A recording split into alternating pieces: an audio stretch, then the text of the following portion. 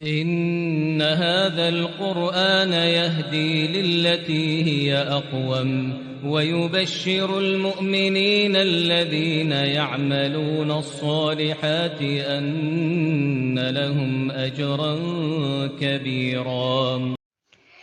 الحمد لله نحمده ونستعينه ونستغفره ونؤمن به ونتوكل عليه ونعوذ بالله من شرور أنفسنا ومن سيئات أعمالنا من يهده الله فلا مضل له ومن يضلله فلا هادي له ونشهد أن لا إله إلا الله وحده لا شريك له ونشهد أن محمدا عبده ورسوله أما بعد فأعوذ بالله من الشيطان الرجيم بسم الله الرحمن الرحيم. کل سورت اعراف کی ہم نے جو آیت مبارکہ کی جس کی ہم نے تفسیر کی تھی مکمل، اس میں اللہ تبارک و تعالیٰ نے فرمایا کہ ہم نے جب عذاب بھیجا ان لوگوں پر تو ان میں سے کچھ سو رہے تھے اور کچھ قیلولہ کر رہے تھے، اور فجاءہا کا لفظ آیا یعنی اچانک ان کے اوپر عذاب آیا. ٹھیک ہے، اس کے بعد ان کی جو دعوت تھی، دعوت یعنی ان کی جو چیخ پکار تھی اور ان کا جو کہنا تھا، دعواہم کیا تھا کہ وہ اپنے آپ ہی کو قصوروار ٹھہرا رہے تھے. الا ان قالوا انا كنا ظالمین، کہ بے شک ہم ہی ظالم ہیں. آج کی جو آیات ہیں اس میں اللہ تعالیٰ نے کیا فرمایا، والوزن یومئذ الحق، اور اس دن اعمال کا وزن کیا جانا برحق ہے. فمن ثقلت موازینہ فاولئک هم المفلحون، پھر جس شخص کے نیک اعمال کے وزن بھاری ہو گئے تو وہی لوگ فلاح پانے والے ہیں. ومن خفت موازینہ فاولئک الذین خسروا انفسهم، اور جس شخص کے نیک اعمال کے وزن ہلکے ہو گئے تو وہی لوگ ہیں جنہوں نے اپنی جانوں کو خسارے میں ڈالا. بما كانوا بآیاتنا یظلمون، اس لیے کہ وہ ہماری آیتوں کے ساتھ بے انصافی کیا کرتے تھے. یعنی یہ آیات ہیں جس میں اللہ تبارک و تعالیٰ اعمال کے وزن کا بیان فرما رہے ہیں کہ اعمال کا وزن جو ہے وہ کس طریقے سے ہوگا. سب سے پہلے تو کیا فرمایا، والوزن یعنی قیامت کے دن اعمال کا تلنا. پھر کہا الحق یعنی برحق ہے، اور اللہ تعالیٰ کسی پر ظلم نہیں فرمائے گا. جیسا کہ ارشاد باری تعالیٰ ہے وَنَضَعُ الْمَوَازِينَ الْقِسْطَ لِيَوْمِ الْقِيَامَةِ وَلَا تُظْلَمُ نَفْسٌ شَيْئًا وَإِنْ كَانَ مِثْقَالَ حَبَّةٍ مِّنْ خَرْدَلٍ آتَيْنَا بِهَا وَكَفَى بِنَا حَاسِبِينَ، اور ہم نے قیامت کے دن انصاف کے ترازو رکھیں گے، پھر کسی شخص پر ذرا برابر بھی ظلم نہیں ہوگا، اور اگر رائی کے دانے کے برابر بھی کسی کا عمل ہوگا تو ہم اس کو پیش کر دیں گے اور ہم حساب کرنے کے لیے کافی ہیں. ایسی ایک اور جگہ فرمایا ان اللہ لا یظلم مثقال ذرۃ وان تک حسنۃ یضاعفها ویؤتی من لدنہ اجرا عظیما، بے شک اللہ کسی پر ذرا بھی ظلم نہیں کرتا، اور اگر نیکی کی ہوگی تو اس کو دو چند کر دے گا اور اپنے ہاں سے اجر عظیم بخشے گا. ایک اور جگہ فرمایا فَأَمَّا مَنْ ثَقُلَتْ مَوَازِينُهُ فَهُوَ فِي عِيشَةٍ رَاضِيَةٍ وَأَمَّا مَنْ خَفَّتْ مَوَازِينُهُ فَأُمُّهُ هَاوِيَةٌ وَمَا أَدْرَاكَ مَا هِيَ نَارٌ حَامِيَةٌ. تو جس کے اعمال کے وزن بھاری نکلیں گے وہ دل پسند عیش میں ہوگا، اور جس کے وزن ہلکے نکلیں گے اس کا مرجع حاویہ ہے. اور تم کیا سمجھے کہ حاویہ کیا چیز ہے؟ وہ دہکتی ہوئی آگ ہے. ایک اور جگہ فرمایا فَإِذَا نُفِخَ فِي الصُّورِ فَلَا أَنْسَابَ بَيْنَهُمْ يَوْمَئِذٍ وَلَا يَتَسَاءَلُونَ، پھر جب سور میں پھونک مار دی جائے گی تو نہ ان میں قرابتیں رہیں گی اور نہ ایک دوسرے کو پوچھیں گے. تو جن کے عملوں کے بوجھ بھاری ہوں گے وہ فلاح پانے والے ہیں، اور جن کے بوجھ ہلکے ہوں گے وہ لوگ ہیں جنہوں نے اپنے آپ کو خسارے میں ڈالا اور ہمیشہ دوزخ میں رہیں گے. یعنی یہ لوگ ہمیشہ جو ہے وہ دوزخ میں رہیں گے. کیوں؟ کیونکہ انہوں نے اپنے آپ کو خسارے میں ڈال دیا، اپنے آپ کو انہوں نے ہلاک کر دیا. تو یہ آیت ہے کہ اللہ تعالیٰ نے اس میں اعمال کے وزن کے بارے میں بیان کیا کہ اعمال کا جو ہے وہ وزن کیا جائے گا، درجات ہوں گے.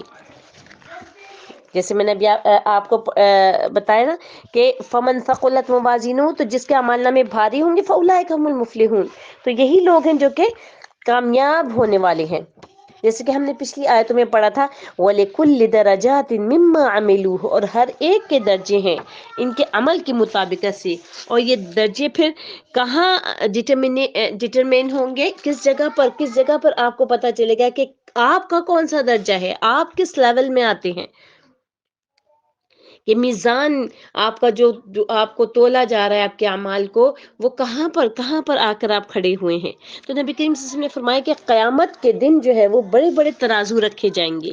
اگر اس میں زمین و آسمان کا بھی وزن کرنا ہو تو وہ وسیع ہو جائے گا، یعنی وہ جو ترازو ہے وہ خود بخود بڑا ہو جائے گا، اتنا بڑے ترازو ہوں گے. فرشتے پوچھیں گے یہ ترازو کس لیے وزن کرے گا؟ اللہ تعالیٰ فرمائیں گے میں اپنی خلقت میں سے جس کے لیے چاہوں گا. فرشتے کہیں گے سبحانک ما عبدناک حق عبادتک، اے اللہ تو پاک ہے، ہم تیری ویسی عبادت نہ کر سکے جیسا کہ کرنے کا حق تھا. یعنی یہ بات فرشتے کہیں گے کہ اللہ ہم تیری ایسی عبادت نہیں کر سکے جیسا کہ کرنے کا حق تھا. یعنی نبی کریم صلی اللہ علیہ وسلم نے جو فرمایا نا کہ قیامت کے دن بڑے بڑے ترازو رکھے جائیں گے، اگر اس میں آسمان و زمین کا بھی وزن کرنا ہو تو وسیع ہو جائے گا. یعنی ہم سوچتے ہیں نا کہ اتنی لمبی زندگی، 60 سال کی، 70 سال کی زندگی، اور اس میں روز کے کیے ہوئے سارے کام لکھے جا رہے ہیں، ایک ایک لفظ لکھا جا رہا ہے، تو ایک ایک بندے کی کتنی کتابیں، کتنی بکس بھر چکی ہوں گی، اور وہ کہاں تولی جائیں گی. ہمارے مائنڈ میں کون سا اسکیل آتا ہے؟ جو دنیا کا ہوتا ہے. تو ہمیں یاد رکھنا چاہیے کہ وہ اتنا بڑا ہے کہ زمین و آسمان بھی اگر کوئی تولنا چاہے، پورا زمین، 7 زمینیں اور 7 آسمان، تو وہ بھی جو ہے وہ کافی ہو جائے گا اس اسکیل کے لیے، اس ترازو کے لیے. فرشتے پوچھیں گے ترازو کس چیز کے لیے وزن کرنے کے لیے اتنا بڑا ترازو؟ اللہ تعالیٰ فرمائیں گے میں اپنی خلقت میں سے جس کے لیے چاہوں گا. تو پھر فرشتے یہ فرمائیں گے، آپ یہ دیکھیے کہ ہر ایک کا نہیں ہوگا، ہر ایک کا جو ہے وہ اعمال نامے نہیں تولے جائیں گے. اسی لیے نبی کریم صلی اللہ علیہ وسلم نے کہا کہ جس کے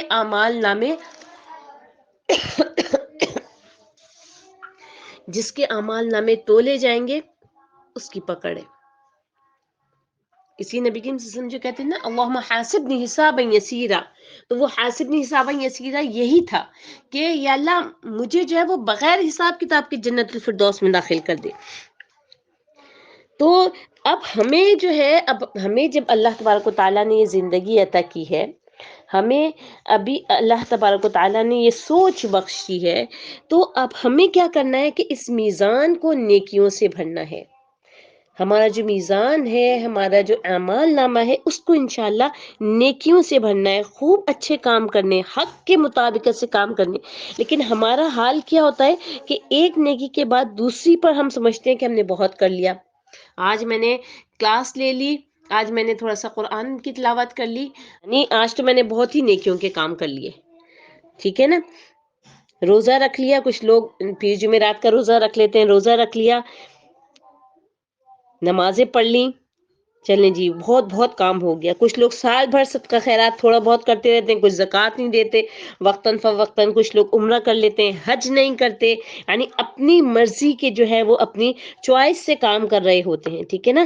تو صحابہ کرام کا جو طریقہ کار تھا وہ کیا ہوتا ہے کہ حضرت ابو بکر کہتے ہیں کہ میں کوئی چیز نہیں چھوڑوں گا جس پہ رسول اللہ صلی اللہ علیہ وسلم عمل کرتے تھے، مگر میں اس پر ضرور عمل کروں گا. بے شک کہ میں ڈرتا ہوں کہ اگر میں نے آپ کا طریقہ چھوڑ دیا تو میں سیدھے راستے سے بھٹک جاؤں گا. یعنی حضرت ابو بکر صدیق رضی اللہ عنہ جو ان کے قریب ترین تھے، تو وہ یہ دعویٰ کر رہے ہیں اور ہم آپ کی امت میں سے ہوتے ہوئے وہ نہ کریں جس کی پیروی کا حکم دیا. ٹھیک ہے نا. اگر ہم اپنے اعمال پر اس طریقے سے نظر رکھیں جیسے کہ حضرت ابو بکر نے کیا کہا کہ میں کوئی بھی عمل نہیں چھوڑوں گا، یعنی ہر قسم کا عمل جو ہے وہ میں نے ضرور کرنا ہے، چاہے میں تھوڑا سا کروں. ٹھیک ہے نا. تو اسی لیے جو ہے وہ نبی کریم صلی اللہ علیہ وسلم نے کیا فرمایا کہ میرے بعد اگر نبی ہوتے تو وہ کون ہوتے؟ حضرت ابو بکر ہوتے. ان کی جو اللہ تبارک و تعالیٰ نے درجات رکھے وہ کس وجہ سے، ان کو صدیق کا لقب ملا وہ کس وجہ سے؟ نبی کریم صلی اللہ علیہ وسلم کے جو ان کی پر عمل کرنے کی وجہ سے ان کو یہ جو ہے اللہ تبارک و تعالیٰ نے اتنی بڑا جو ہے ان کو اتنی بڑی ان کو سعادت دی کہ وہ جو ہے کیا کہا گیا کہ اگر کوئی میرے بعد نبی ہوتا تو وہ ابو بکر ہوتے. تو اب یہ جو اعمال نامے ہیں جس کے لیے کہ اللہ تبارک و تعالیٰ نے کہا کہ فَإِذَا نُفِخَ فِي الصُّورِ فَلَا أَنْسَابَ بَيْنَهُمْ کہ پھر جب سور پھونکا جائے گا تو نہ ان میں قرابتیں رہیں گی اور نہ ایک دوسرے کو پوچھیں گے. تو اب آپ یہ دیکھیے کہ کون کون سی چیزیں ہیں کہ جس کا وزن کیا جائے گا، یعنی روز قیامت میزان میں کس چیز کو رکھ کر وزن کیا جائے گا. اس کے بارے میں ایک قول تو یہ ہے کہ اعمال کو تولا جائے گا. اعمال اگرچہ اعراض ہیں مگر قیامت کے لیے اللہ تعالیٰ انہیں اجسام میں تبدیل کر دے گا. ٹھیک ہے نا، یعنی جیسے کہ ایک جسم والی چیز ہوتی ہے، ٹھیک ہے نا، مٹیریل ہوتا ہے، اس طریقے سے اللہ تبارک و تعالیٰ ہمارے اعمال کو چینج کر دے گا. ٹھیک ہے، ایک تو یہ قول ہے. دوسرا قول کیا ہے؟ صحیح حدیث میں قرآن مجید کا ایک حصہ بھی شامل ہے کہ قرآن اپنے پڑھنے والوں کے پاس ایک ایسے نوجوان کی شکل میں آئے گا جس کا رنگ بدلا ہوا ہوگا. تو وہ قرآن کہے گا کیا تم مجھے پہچانتے ہو؟ قاری کہے گا میں تجھے نہیں پہچانتا. تو وہ جواب دے گا کہ میں وہ قرآن ہوں جس نے تجھے رات کو بیدار اور دن کو پیاسا رکھا تھا. اور حدیث برا بن عازب میں جو سوال قبر کے قصے میں ہے، اس میں بھی اسی طریقے سے جو ہے وہ جیسے کہ میں نے ابھی بتایا نا، ہمارے اعمال جو ہیں یعنی کہ قرآن کو پڑھنا یہ تو عمل ہے نا، تو یہ جسم کی صورت میں آئے گا. ٹھیک ہے نا، یعنی انسان ایک جسم کی صورت میں اس کو دیکھے گا. اور تو اس میں بھی کیا ہے کہ مومن کے پاس ایک خوبصورت چہرے اور اچھے کپڑے اور عمدہ خوشبو والا آدمی آئے گا. تو مومن اس سے پوچھے گا تم کون ہو؟ تو وہ کیا جواب دے گا کہ میں تمہارا عمل صالح ہوں، یعنی میں تمہارا نیک عمل ہوں. اور کافر اور منافق کے بارے میں اسی حدیث میں اس کے برعکس صورتحال ذکر کی گئی ہے. دوسرا قول یہ ہے کہ اعمال کی کتاب کا وزن کیا جائے گا. جیسے کہ حدیث بطاقہ میں اس شخص کے بارے میں آیا کہ جسے لایا جائے گا اور اس کے میزان کے پلڑے میں 99 ایسے رجسٹر رکھے جائیں گے جن میں سے ہر رجسٹر منتہائے بصر تک ہوگا. منتہائے بصر یعنی آپ کی جہاں تک نظر جاتی ہے اتنا بڑا رجسٹر ہوگا. پھر کاغذ کے ایک چھوٹے سے ٹکڑے کو لایا جائے گا جس میں لا الہ الا اللہ لکھا ہوگا. تو وہ کہے گا کہ اے اللہ، ان بڑے بڑے رجسٹروں کے مقابلے میں کاغذ کے اس پرزے کی کیا حیثیت ہے؟ اللہ تعالیٰ فرمائے گا کہ تجھ پر ظلم نہیں ہوگا. پھر اس پرزے کو میزان کے پلڑے میں رکھا جائے گا. تو رسول اللہ صلی اللہ علیہ وسلم نے فرمایا رجسٹروں والا پلڑا اوپر اٹھ جائے گا اور ان کے مقابلے میں یہ پرزہ بہت ہی بھاری ثابت ہوگا. یعنی جس بندے نے لا الہ الا اللہ کہا ہے اس کا میزان جو ہے، اس کا وزن جو ہے وہ کتنا زیادہ بھاری ہو جائے گا اس کے صرف اس ایک کلمے کی وجہ سے. اچھا، اب تیسرا قول جو ہے وہ کیا ہے کہ صاحب عمل کا وزن کیا جائے گا. جیسے کہ حدیث میں ہے فَلَا نُقِيمُ لَهُمْ يَوْمَ الْقِيَامَةِ وَزْنًا. اور بلا شبہ قیامت کے دن ایک بہت موٹا تازہ آدمی آئے گا مگر اللہ تعالیٰ کے ہاں اس کا وزن مچھر کے پر کے برابر بھی نہیں ہوگا. اور فرمایا اس آیت کریمہ کو پڑھو تو ہم قیامت کے دن ان کے لیے کوئی میزان قائم نہیں کریں گے. یعنی ایسا بھی ہے فَلَا نُقِيمُ لَهُمْ يَوْمَ الْقِيَامَةِ وَزْنًا. اللہ تعالیٰ نے سورۃ کہف میں یہ فرمایا نا کہ جو ہے وہ ان کا جو ہے میزان ہی قائم نہیں. اور حضرت عبداللہ بن مسعود کے مناقب میں سے نبی کریم صلی اللہ علیہ وسلم نے فرمایا کہ یہ ان کے مناقب میں سے کہ تم کس بنا پر ہنس رہے ہو؟ انہوں نے کہا اے اللہ کے نبی صلی اللہ علیہ وسلم ان کی پنڈلیوں کی باریکی کی وجہ سے. تو آپ صلی اللہ علیہ وسلم نے فرمایا اس ذات گرامی کی قسم کہ جس کے ہاتھ میں میری جان ہے، یہ تو میزان میں احد پہاڑ سے بھی زیادہ وزنی ہوں گی. یعنی یہ جو تمام تطبیقات ہیں میں نے مختلف قسم کی احادیث آپ کو بتائی ہیں کہ جس میں جو ہے وہ آپ کو یہ پتہ چلے کہ اعمال کا جو وزن ہوگا وہ کس طریقے سے ہوگا. اور یعنی ہمارے جو جتنے ہمارے جس قسم کے اعمال ہوں گے ان کو کس طریقے سے جسمانی صورت میں بھی پیش کیا جا سکتا ہے. اللہ تبارک و تعالیٰ نے مختلف جگہوں پر اعمال کا مختلف ذکر کیا ہے. ٹھیک ہے نا، تو کہنے کا مقصد کیا ہے کہ جب جو ہے وہ اعمال میں آپ اس وقت ایک سیب کا بیج لیتے ہیں اور سیب بوتے ہیں، ٹھیک ہے، اور پھر آپ یہ توقع کریں کہ اس میں سے جو ہے وہ آپ کا دوسرا کوئی من پسند پھل نکلے گا جو آپ کو پسند ہے. ایسا کیسے ہو سکتا ہے؟ اسی طریقے سے ہم جو ہے یہاں پر گناہوں کا بیج بو رہے ہیں، اس دنیا میں ہم گناہوں کا بیج بو رہے ہیں، تو ایسے کیسے ہو سکتا ہے کہ ہمیں جو ہے وہ اس کے بدلے میں اللہ تعالی جنت کی نعمتیں عطا کرے؟ ٹھیک ہے نا؟ اللہ تعالیٰ کی رحمت سے نہیں مایوس ہونا چاہیے، لیکن اپنے گناہوں پر ضرور نظر رکھنی چاہیے کہ کہاں میں غلطی کر رہی ہوں، کہاں مجھ سے کوتاہی ہو گئی، کہاں جو ہے وہ میں نے یہ والا کام غلط کر دیا، اب نہیں ہونا چاہیے۔ جب انسان اسی فکر میں رہتا ہے نا، ٹھیک ہے، غلطی کا ہونا غلط بات نہیں ہے، لیکن غلطی پر مصر رہنا، غلطی پر ڈٹے رہنا اور یہ کہنا کہ ہاں میں جو بات کہہ رہی ہوں وہ بالکل ٹھیک ہے، تو وہ یہ کام غلط ہے، ٹھیک ہے نا؟ تو اسپیشل جب ہمارا کوئی دین کا معاملہ ہوتا ہے، ہمارے دین کے احکامات ہوتے ہیں، معاملات ہوتے ہیں، سنتیں بیان کی جا رہی ہوتی ہیں، تو اس میں جو ہے وہ آپ نے کیا دیکھنا ہے کہ آپ کا عمل جو ہے وہ سنت کے مطابق سے ہو۔ ہر لمحے جب ہمارے ذہن میں یہ خیال رہے گا نا کہ یہ چیز میرے اعمال نامے میں لکھی جا رہی ہے، تو پھر خود بخود اصلاح کی طرف انسان آئے گا۔ اب آپ دیکھیے کہ آپ میں سے اکثر کو محسوس ہوتا ہوگا کہ پہلے جو ہے وہ آپ کافی گناہ کر جاتے تھے، اور آپ جو ہے نہ تو ہر وقت معافی مانگتے تھے، نہ ہی جو ہے وہ کوشش کرتے تھے کہ اس ٹائپ کے گناہ دوبارہ سرزد نہ ہوں۔ لیکن جب انسان اللہ کی بات سنتا ہے اور روز اس کے کان میں تھوڑی بہت پڑتی رہتی ہے، تو اس سے کیا فرق پڑتا ہے، اس سے کیا فائدہ ہوتا ہے کہ انسان جو ہے وہ آہستہ آہستہ اپنے اندر اصلاح لے کر آنا شروع ہو جاتا ہے، آہستہ آہستہ اللہ تعالیٰ کی طرف بڑھنا شروع ہو جاتا ہے۔ لیکن جب ہم سنتے ہی نہیں ہیں، جب ہم اللہ تعالیٰ کی طرف بڑھنے والے ہی نہیں ہوتے، جب ہمارے اندر تڑپ ہی نہیں ہوتی، تو پھر کیا ہوتا ہے کہ وہ خود بخود دنیا کی طرف مائل ہو جاتا ہے، دنیا اس کو اپنی طرف کھینچ لیتی ہے، ٹھیک ہے نا؟ اور اسی کھینچنے میں اچانک ہی موت کا فرشتہ اس کے سامنے آ جاتا ہے، اور پھر اب اس کے ہاتھ میں کچھ نہیں ہوتا، اب اس کی سمجھ نہیں آ رہا ہوتا کہ اب اس وقت میں کیا کروں، یعنی کس طریقے سے جو ہے وہ میں اپنی اس زندگی کو جو ہے وہ واپس لے آؤں۔ جیسے کہ اکثر مقامات پر اللہ تبارک و تعالیٰ نے فرمایا کہ بندے کو جب موت سامنے نظر آ جاتی ہے تو پھر وہ کیا کہتا ہے؟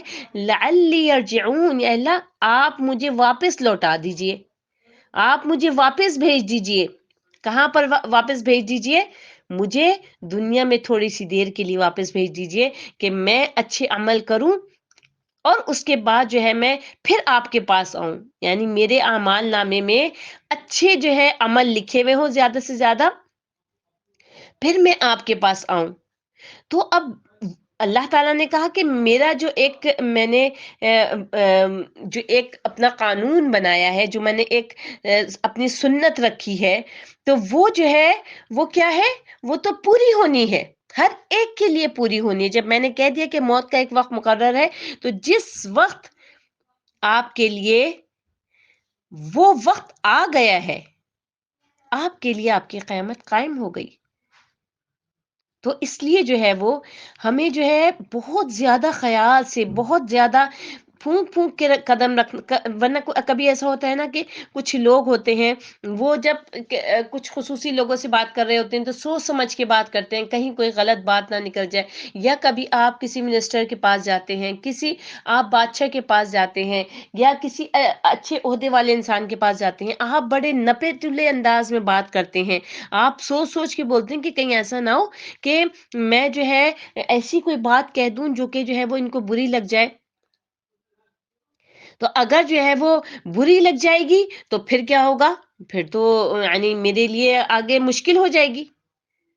تو اس لیے آپ سوچ سمجھ کے بات کر رہے ہوتے ہیں۔ تو پیاری بہنوں، ایک ایک عمل کو بھی اسی طریقے سے سوچ سمجھ کے کیجیے، کیونکہ یہ دنیا جو ہے نا تھکنے کے لیے ہے، راحت تو جنت میں ہے۔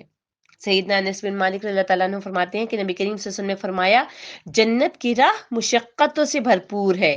امام احمد رحمۃ اللہ علیہ سے پوچھا گیا کہ انسان راحت کا مزہ کب چکھے گا؟